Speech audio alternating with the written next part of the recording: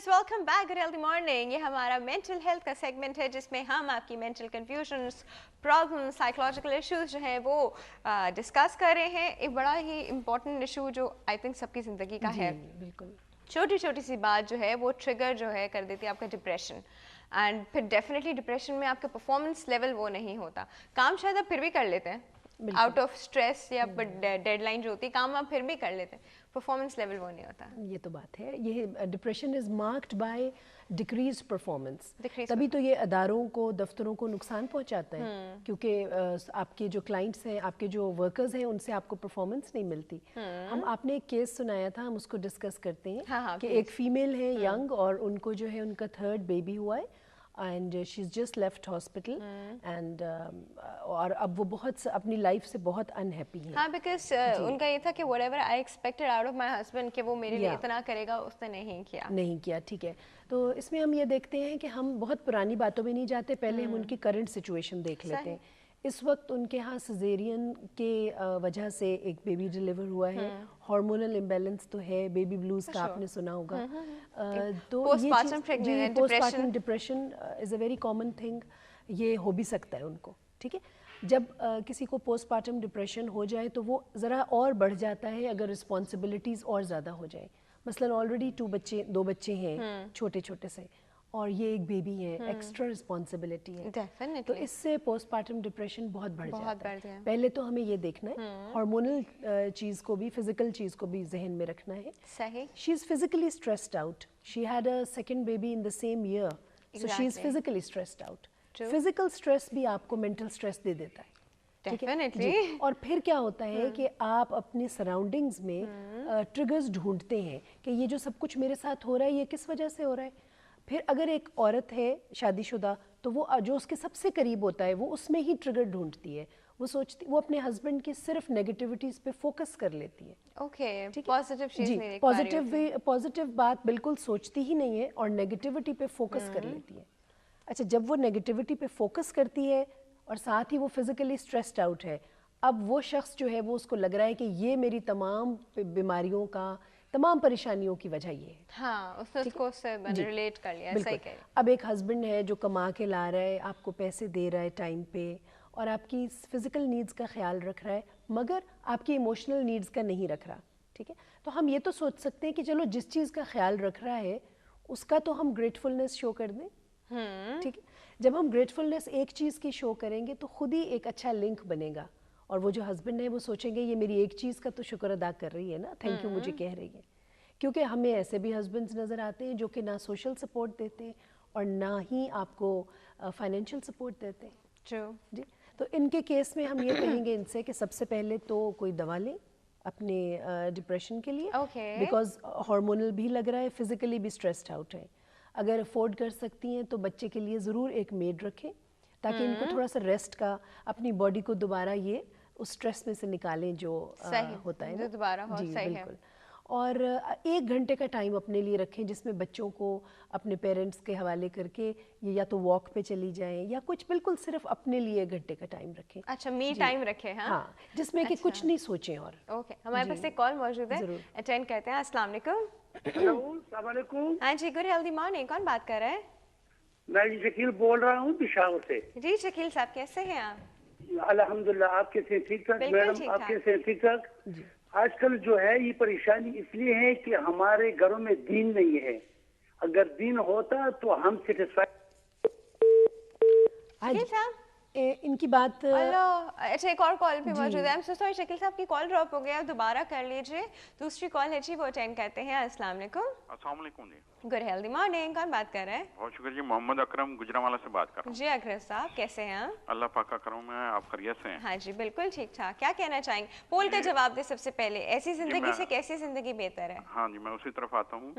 आज का टॉपिक भी हेल्थ मॉर्निंग की तरह बहुत खूबसूरत है। यकीनन जिंदगी जिंदा दिली का नाम है। बहुत शुक्रिया। हाँ जी। अल्हम्दुलिल्लाह, मैं अपनी मौजूदा जिंदगी के साथ इंतहाई खुशखुर्रम हूँ। अच्छी जिंदगी गुजारने का बेहतरीन हल अल्लाह ताला की बंदगी और अल्लाह ताला के बंदों की खिदमत है। बिल्कुल सही। इसके लिए पंजगाना नमाज की पाबंदी और सबसे बढ़कर ज़कात की अदायगी है।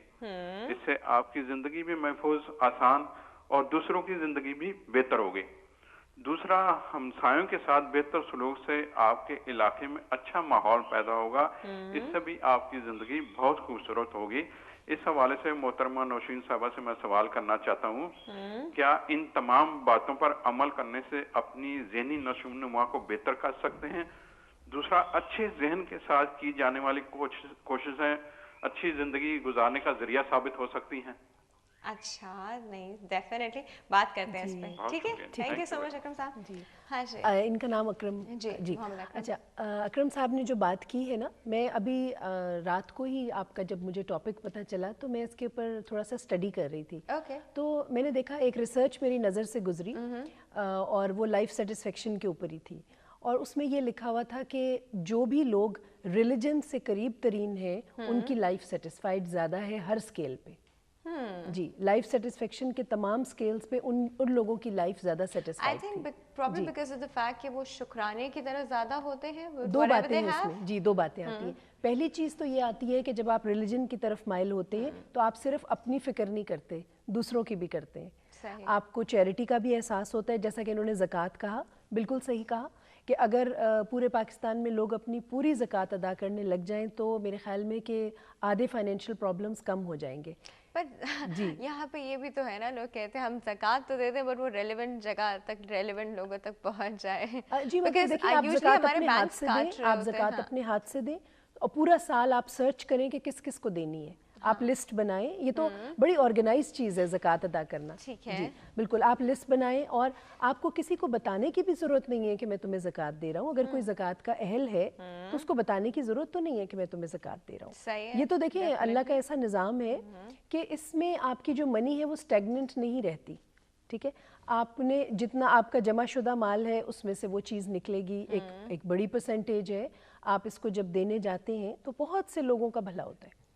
तो इससे खुद ब खुद एक बहुत अच्छा, और सबसे बड़ी बात ये कि मुल्क में नफरत नहीं फैलती लोगों में आपस में।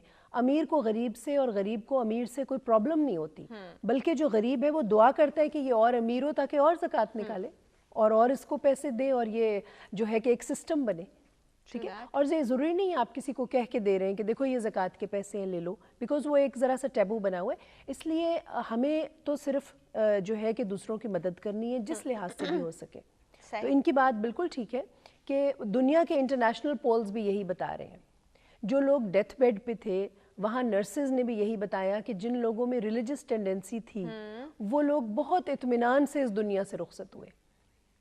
और वैसे जी, तो देखिए जो मटेरियल आपकी जो मटेरियल वैल्यूज़ होती है ना, जितने आप ज़्यादा मटेरियलिस्टिक होते जाते हैं उतनी ही लाइफ सेटिस्फेक्शन कम होती जाती है, क्योंकि मटेरियल थिंग्स जो है उनका कोई एंड नहीं है।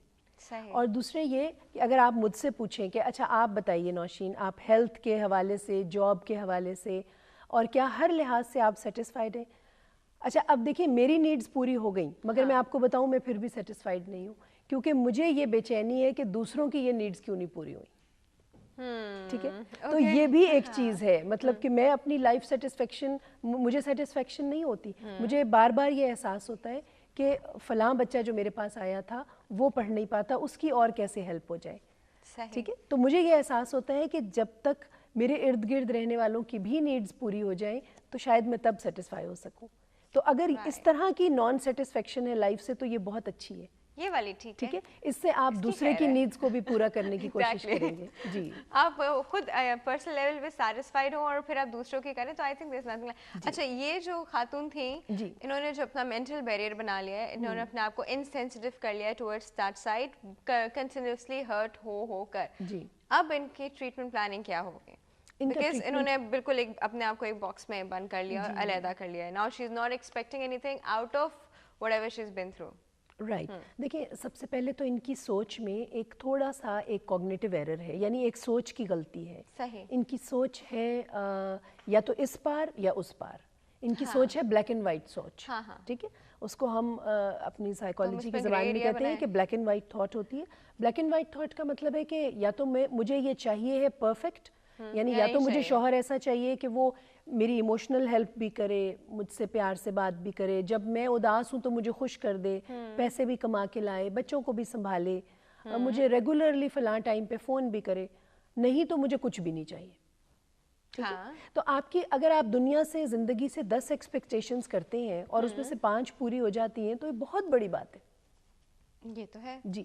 تو اس لیے پازیٹیوٹی پہ فوکس کریں یہ اور اپنی بھی سوچ کا مطالعہ کریں. اور دوسری میں آپ کو بات بتاؤں کہ جو پیورلی لو میرجز ہوتی ہیں ان کی ناکامی کی ایک ہی وجہ ہے اور وہ ہے very very high expectations at the start of the wedding from each other. Definitely. ٹھیک ہے. جو ایک آپ کی ارینج میرج ہوتی ہے اس میں ایکسپیکٹیشنز اتنی ہائی نہیں ہوتی بلکہ اس میں آپ لو کو بلڈ کرتے ہیں.